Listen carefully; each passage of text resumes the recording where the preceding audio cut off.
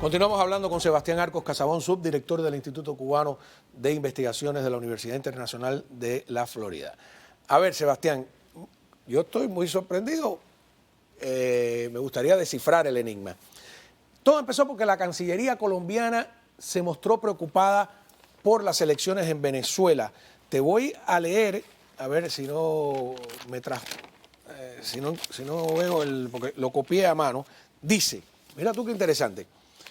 Colombia expresa su preocupación por los recientes acontecimientos acaecidos con ocasión de la inscripción de algunas candidaturas presidenciales, particularmente en lo relativo a las dificultades que enfrentaron, bla, bla, bla, bla, bla, como la Plataforma Unitaria Democrática y el Movimiento 20 Venezuela, entre otros. Comunicado de la Cancillería. Y claro, Maduro se molestó porque están diciendo que...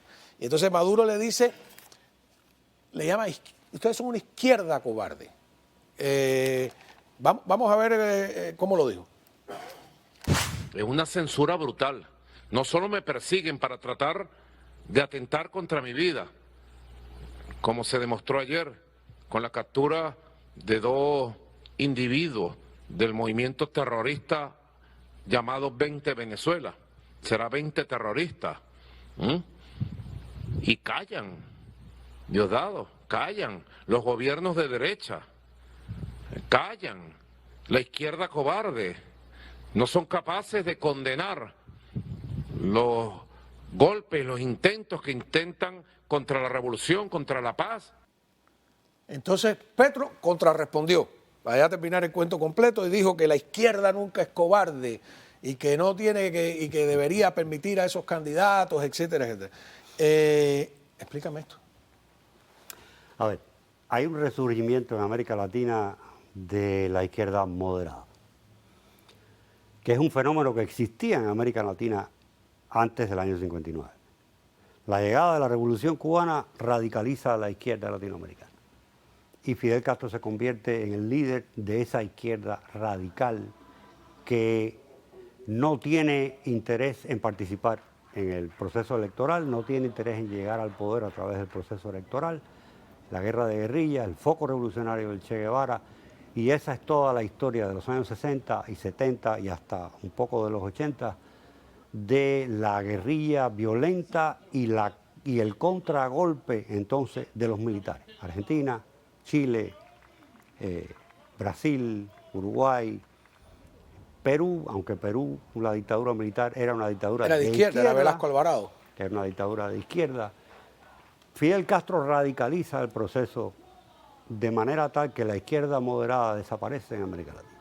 Entonces, esto que estamos viendo hoy es un resurgimiento de esa izquierda moderada. Lula, yo te diría que es el líder más visible de esa izquierda moderada. Es una izquierda que mantiene posturas tradicionales de la izquierda marxista, por un lado, pero por el otro lado se somete al proceso electoral con una política interna que es, primero, anti-yanqui, anti-imperialista, porque el antiimperialismo no puede faltar en la izquierda latinoamericana, es imposible, y a la misma vez mantiene una postura internacional anti-norteamericana. Ahí están las asociaciones de Lula, y me concentro en Lula porque Lula es no solo el país más grande de América Latina, sino el representante internacional, te diría yo, de la izquierda latinoamericana.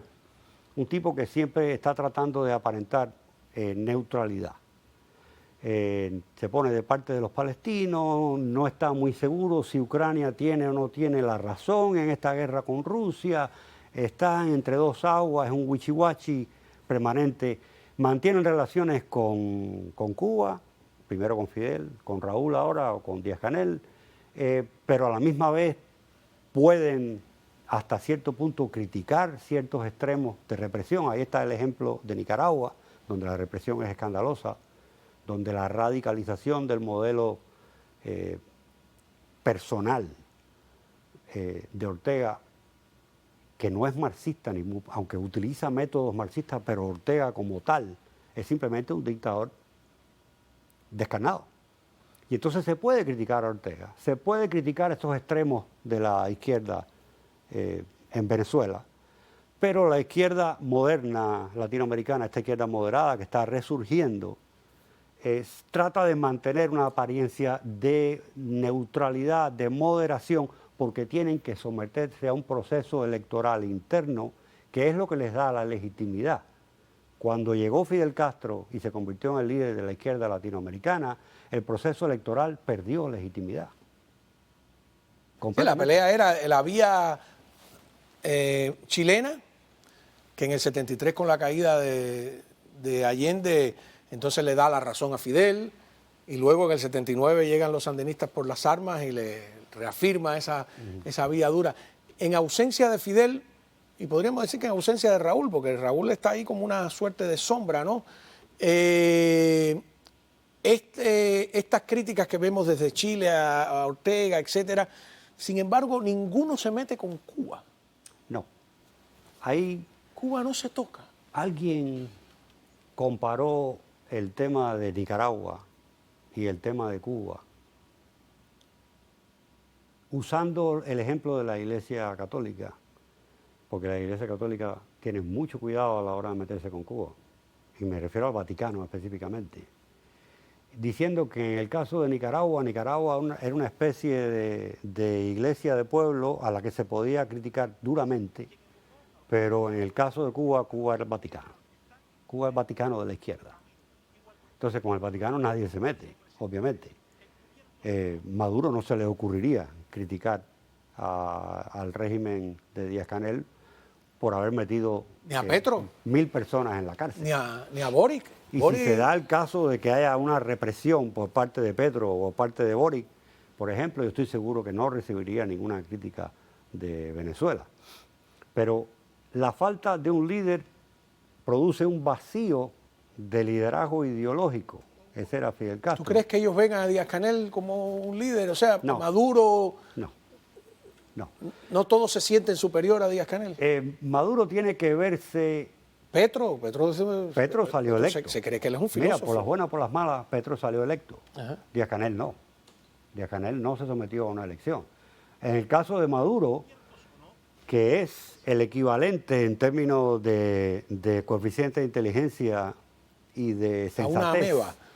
a Díaz-Canel, porque los dos son muy parecidos, pero Maduro lleva ya muchísimo más tiempo en el poder y además se considera, él cree que está, y yo creo que sí, que está sembrado en el poder en Venezuela. De manera que él se considera el heredero de Chávez, no solo ideológico, sino también en términos de mantenerse en el poder hasta el día que se muera. Hay una pugna por el liderazgo de izquierda de América Latina y hay claramente una izquierda moderada, con Lula a la cabeza, sin duda ninguna. Pero hay también una izquierda dura, que es la izquierda de Cuba, de Venezuela y de Nicaragua, que no comparten la civilidad que mantiene esa izquierda moderada. Con la apariencia de civilidad, de civilidad o de civismo en algunos casos. Hay civilidad en ciertos parámetros, en ciertas situaciones. Por ejemplo, eso de someterse a un proceso electoral más o menos transparente. Más o menos transparente. No es el caso de Rusia, no es el caso de Cuba. Vamos a una